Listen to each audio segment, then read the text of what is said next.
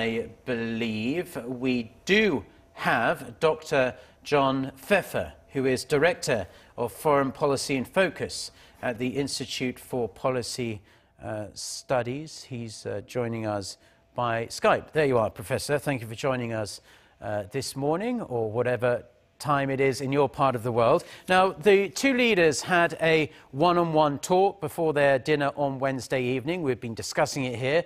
It's hard to quantify anything said so far, of course, all the pleasantries notwithstanding. How do you think last night went, and how do you assess the mood thus far? Well, I think it's gone reasonably well. I mean, the major problem, of course, for Donald Trump is the kind of controversy that is unfolding here in Washington, D.C. around his former lawyer testifying in front of Congress and kind of spilling the beans, or rather kind of telling the truth about what his relationship with the president had been like. So those revelations have leaked into the kind of press pool over there in Vietnam. The reporters have asked some embarrassing questions of the president. But more importantly, I think the president, President Trump and Kim Jong-un, North Korean leader, you know, they have managed to meet eye to eye and to reaffirm their friendship, which is kind of a key element of this whole deal, whether we're talking about either your big deal or your small deal. It's going to require basically the trust between these two leaders. Yes, who would have thought that Michael Cohen, of all people, would be overshadowing such an important meeting for the world, but that's the world we live in these days, I guess. Now, it's quite unusual for two leaders to have dinner together before the official summit takes place. How much significance do you put into that? As we touched upon before, it all seemed rather chummy. Does it suggest to you that something big could potentially be in the works in the coming hours?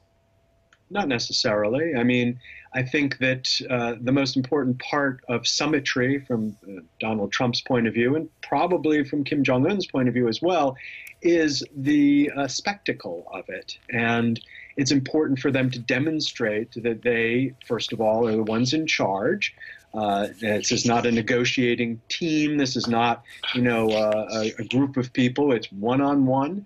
It's important for them to demonstrate that they have a good relationship. It's important for Kim Jong-un to show back home that he is negotiating with the leader of the most powerful country in the world. But it's also important for Donald Trump to demonstrate that he is negotiating with anybody. I mean, that's the major plank of Donald Trump's presidency, is his ability to negotiate.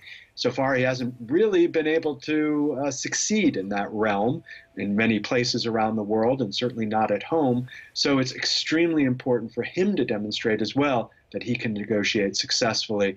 And the optics of a one-on-one dinner for both of them is very important.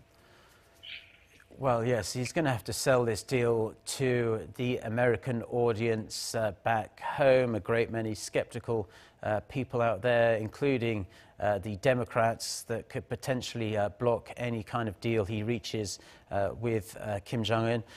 Now, moving on, there are a number of reports suggesting the two sides will agree on the closing of key North Korean nuclear facilities and the lifting of sanctions against the regime, particularly if there's verification of the dismantlement and even a possible peace agreement. Do you think these are realistic expectations in Hanoi?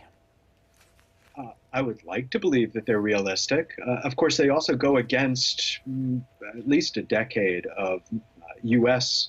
strategy, which has been to demand that North Korea basically give up its nukes before it sees any kind of lessening of sanctions or any other incentives.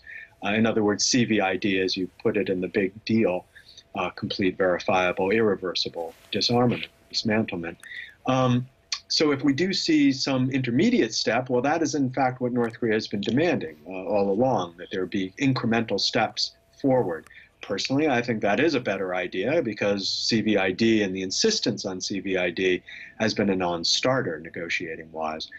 So if we do see something like the closure of Yongbyon and even if symbolic reduction of sanctions, I think it's an important first step, and it can be built upon. And President Trump has described North Korea as a country with huge economic potential. He's been laying it on pretty thick, likening the country to Vietnam's development. The United States and Vietnam sharing a relatively close relationship these days after many years at war with each other. Do you share President Trump's sentiment in regards to this? And what things do you think North Korea could learn from the host country? Well, I would like to believe that North Korea can be a very effective economic power at some point in the future. It does have a very educated population. It has some natural resources which are important. It has, a large number of engineers, for instance. So it could turn around rather quickly. The challenge, of course, is that it's a relatively small country, 25 million people or so. So we're not talking about a China of more than 1 billion people. In other words, not a huge market that American businesses are interested in. Nevertheless, the Vietnam model perhaps is more applicable here, since Vietnam is a smaller country. And I think it is important that they're meeting in Vietnam for two reasons. One, to demonstrate that the United States can bury the hatchet with a former enemy and move forward. And two, that can take place, and I think both sides are kind of sending this signal, that can take place in a situation in which China is no longer the kind of sole partner. In fact, may not even be a key ally for North Korea. We must remember that Vietnam and China, despite being both communist countries, do not get along very well. So this is a signal by the Trump administration, hey, you don't have to depend on China. There are other paths out there for you geopolitically. Well, I'm sure President Trump would love to drive at least a bit of a wedge between the North Koreans and Chinese government.